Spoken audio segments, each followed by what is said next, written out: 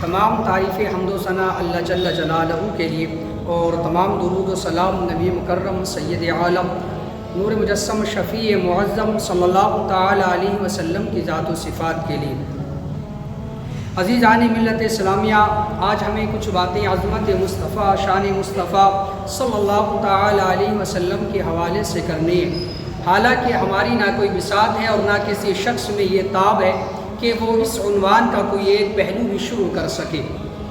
کسی شاعر نے کیا خوب کہا تھا کہ زندگیاں ختم ہوئیں اور قلم ٹوٹ گئے، زندگیاں ختم ہوئیں اور قلم ٹوٹ گئے، تیرے اوصاف کا ایک باب بھی پورا نہ ہوا۔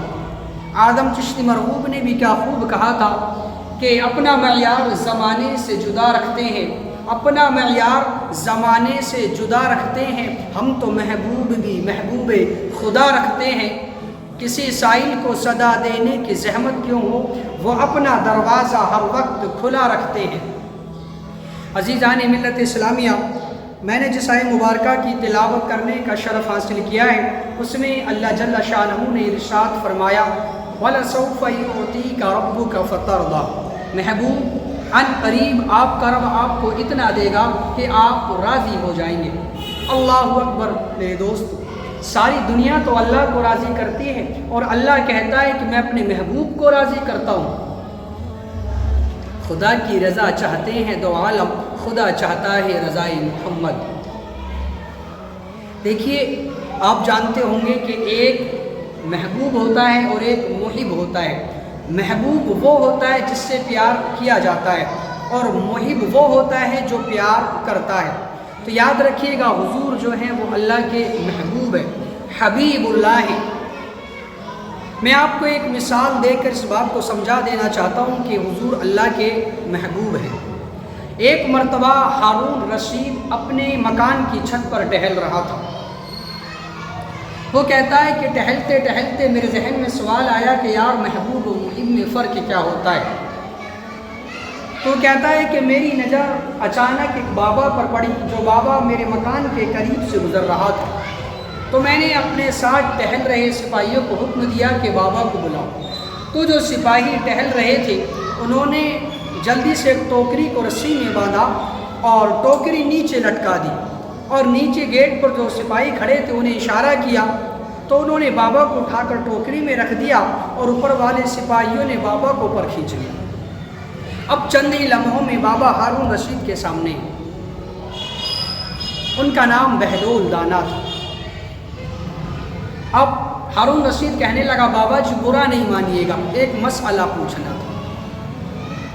تو ہارون بابا جی کہنے لگے اچھا مسئلہ پوچھنا ہے تو گرفتار کر کے، اچھا کہنے لگے اچھا بادشاہ لوگ ہو نا، مسئلہ پوچھنے کے بھی اپنا ہی انداز ہے، اچھا پوچھیے تمہارا کیا مسئلہ تھا؟ تو بہلول دانا سے ہارون رشید کہنے لگے کہ بابا جی مسئلہ اصل یہ ہے کہ آپ خدا تک کیسے پہنچے؟ تو بہلول دانا نے کہا جیسے آپ تک پہنچا۔ ہارون رشید تو سوچ رہا تھا کہ بابا جی بڑی لمبی چوڑی بات کریں گے، لیکن بابا جی نے 2 جملوں میں ہی کہہ کر اپنی بات کو ختم کر دیا۔ تو ہارون رشید کہنے لگا بابا جی میں سمجھا نہیں۔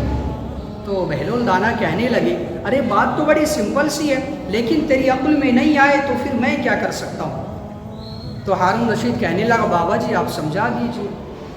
تو بہلول دانا کہنے لگے دیکھ، اگر میں خود تجھ سے ملنا چاہتا تو پہلے ایک لیٹر لکھ کر لے کر آتا، پھر تیرے دیوان خانے میں جمع کرتا، پھر وہ لیٹر کئی واسطوں سے ہوتے ہوتے تجھ تک پہنچتا، پھر تو مجھے ملنے کا ٹائم دیتا، پھر میں تیرے دیے ہوئے ٹائم پر تجھ سے ملاقات کے لیے آ جاتا، اور اگر پھر بھی تیرے دیے ہوئے اس ٹائم پر تیرے کوئی شاہی مہمان آ جاتے تو پھر بھی میری ملاقات کو منسوخ کر دیتا۔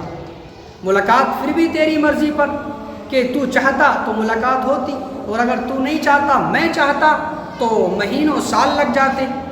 فرمایا اس نے ہی کرم کیا ہے، اس نے ہی اپنی رحمت سے خاص بنایا ہے، اس کی قربت کی کوئی انتہا نہیں ہے۔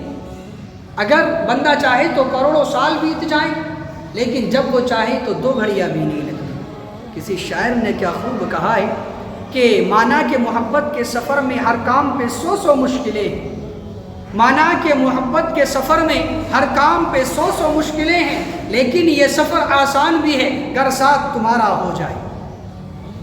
تو عزیزان ملت اسلامیہ، بہلول دانا کہنے لگے مسئلہ اصل یہ ہے کہ جب بندہ محب بنتا ہے تو اس کے لیے بڑے مسائل پیدا ہو جاتے ہیں، اور جب بندہ محبوب بنتا ہے تو پھر 2 گھڑیاں بھی نہیں لگتی۔ عرش پہ تازہ چھیڑ چھاڑ، عرش پہ تازہ چھیڑ چھاڑ، فرش پہ طوفاں دھوم دھام، کان جدھر لگائیے تیری ہی داستان ہے۔ تو عزیزان ملت اسلام یہ یاد رکھیے گا، حضور اللہ کے محبوب ہیں، حبیب اللہ ہیں۔ میں آپ کو یہ بات بھی بتا دینا چاہتا ہوں، یہ بہلول دانا کون تھے؟ ایک مرتبہ ہارون رشید اپنی زوجہ کے ساتھ سیر کے لیے نکلا، تو وہ دریائے دجلہ کے کنارے پہنچا تو کیا دیکھتا ہے کہ بہلول دانا وہاں پر بیٹھے ہوئے اپنے ریت میں اپنے پیر ڈال ڈال کر گھروندے بنا رہے ہیں۔ آپ جانتے ہوں گے، آپ نے دیکھا ہوگا کہ بچے ریت میں اپنے پیر ڈال کر، اس پر ریت ڈال کر اس میں اپنا گھر سا بناتے، پھر پیر کو کھینچ لیتے تو وہ گھر بن جاتا ہے۔ اسی طرح بہلول دانا دریائے دجلہ کے کنارے بیٹھ کر وہ اس طرح گھروندے بنا رہے ہیں۔ تو ہارون رشید نے کہا بابا جی یہ آپ کیا کر رہے ہیں؟ تو کہا جنت کے گھر بنا رہا ہوں۔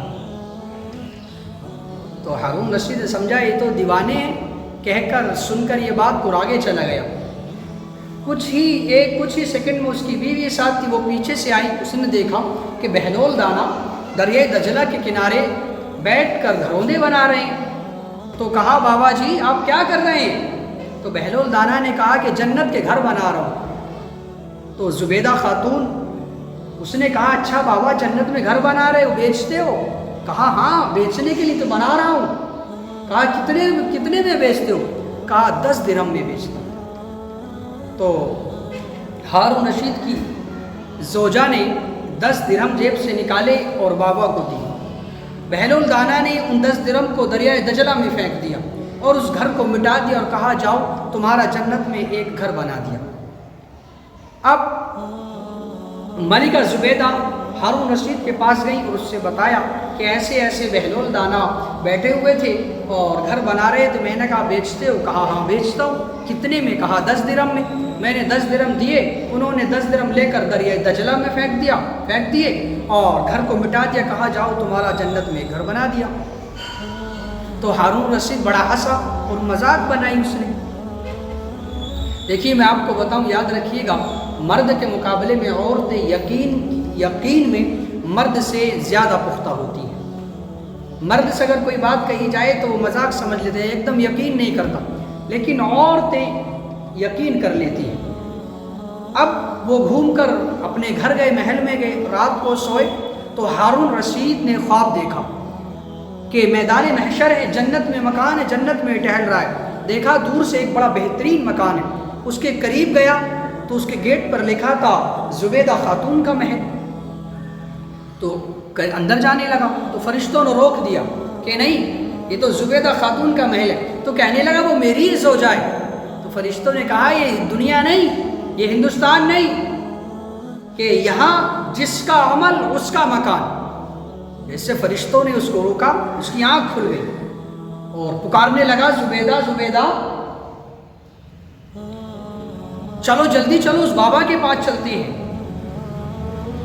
آپ نے جو کہا تھا ایسے ایسے میں نے محل دیکھا آپ کا۔ اب بابا کے پاس گیا ڈرتے ڈرتے، یار بابا وہی مل جائیں، وہی کام کرتے مل جائیں اور پھر وہی جواب دے دیں تو کام بن جائے۔ ہارون رشید جلدی سے گیا، جا کے دیکھا تو بہلول دانا وہیں پر گھروندے بنا رہے تھے۔ جا کر کہا بابا، سلام کیا اور عرض کی بابا جی کیا کر رہے ہیں؟ کہا کہ جنت میں گھر بنا رہا ہوں۔ کہا بیچتے ہو؟ کہا ہاں بیچتا ہوں۔ بولے کتنے میں؟ تو کہا آدھی سلطنت لگے گی، آپ کی آدھی بادشاہت لگے گی۔ تو ہارون رشید کہنے لگا بابا جی کل تو 10 درہم میں آپ بیچ رہے تھے۔ تو کہا کل کے گراہک بن دیکھے آئے تھے اور آج کے گراہک جنت میں محل دیکھ کر آئے ہیں۔ تو عزیزان ملت اسلامیہ، یہ ہیں بہلول دانا۔ ان کا ایک واقعہ اور میں آپ کو بتاؤں۔ ہارون رشید ایک مرتبہ اپنے شاہی پروٹوکول کے ساتھ کہیں جا رہا تھا تو اس نے راستے میں دیکھا کہ راستے میں ایک ہاتھی کو کھڑا کر دیا گیا اب یہ اس نے دیکھا کہ آگے کیا ہے، آگے بازار لگا ہوا ہے، اور وہاں پر بہلول دانا نے وہاں پر جانے کے بعد بازار میں گیا، اور بازار میں کیا دیکھتا ہے کہ وہاں پر بہلول دانا بیٹھے ہوئے لائنیں کھینچ رہے ہیں۔ پہلے تو دیکھ کر ہی حیران ہوا کہ یہ تنہائی میں رہنے والا بابا آج بازار میں کیسے؟ کہا بابا جی آج یہاں کیسے بازار میں؟ تو بہلول دانا کہنے لگے بڑا ضروری کام کر رہا ہوں یہاں بیٹھ کر۔ کہا اچھا بڑا ضروری کیا کام کر رہے ہو؟ کہا مالک کی اور بندوں کی آپس میں صلح کر رہا ہوں۔ کہا اچھا صلح ہو گئی؟ کہا آج وہ تو مانتا ہے یہ نہیں مانتے۔ تو ہارون رشید نے سمجھا یہ تو دیوانے ہیں اور گزر گیا۔ پھر ایک مرتبہ پھر اس نے ہارون رشید نے انہی بہلول دانا کو قبرستان میں بیٹھے ہوئے دیکھا، اور اسی طرح لائنیں کھینچ رہے، لکیریں لائنیں بنا رہے۔ کہا بابا خیریت تو ہے؟ کبھی بازار میں کبھی قبرستان میں، آپ تو بیابان جنگلوں میں گھومتے تھے، تنہائی میں اللہ اللہ کیا کرتے تھے، یہ کیا دیکھ رہے ہیں کبھی بازار میں ہیں آپ کبھی قبرستان میں؟ تو کہا ہارون بڑا ضروری کام کر رہا ہوں یہاں پر، صرف جگہ بدلی ہے کام وہی کر رہا ہوں۔ کہا کیا کر رہے ہیں؟ کہا آج بھی بندوں کی اور اللہ کی آپس میں صلح کرا رہا ہوں۔ تو ہارون رشید کہنے لگا بہلول صلح ہو گئی؟ اس بازار میں تو ہوئی نہیں تھی۔ تو بہلول دانا کہنے لگے ہارون آج یہ تو مانتے ہیں آج وہ نہیں مانتا۔ میرے دوستو ابھی بھی وقت ہے، مان جاؤ، ابھی بھی وقت ہے مان جاؤ، ورنہ قبر میں پھر کسی شاعر نے کیا خوب کہا تھا کہ شعر میرے ذہن سے اتر رہا ہے۔ تو عزیزان ملت اسلامی کہنے کا مطلب یہ ہے کہ یاد رکھیے گا ایک دن ہمیں موت آنا ہے اور ہمیں قبر میں جانا ہے، لیکن آج ہم اگر چاہیں تو اللہ کی بارگاہ میں حاضر ہو جائیں، اپنی جھولی کو پھیلا دیں اور اللہ سے توبہ کر لیں، اللہ ہمارے سارے گناہوں کو معاف فرما دے گا۔ لیکن قبر میں جانے کے بعد ہم کتنا روئیں گے، گڑ گڑائیں گے، لیکن پھر پچھتانے سے کوئی فائدہ نہیں ہوگا۔ تو میں عرض کر رہا تھا کہ حضور جو ہیں وہ اللہ کے محبوب ہیں، حبیب اللہ ہیں۔ ایک مرتبہ میرے آقا کریم صلی اللہ تعالی علیہ وسلم کے صحابہ مسجد میں بیٹھ کر آپس میں باتیں کر رہے تھے۔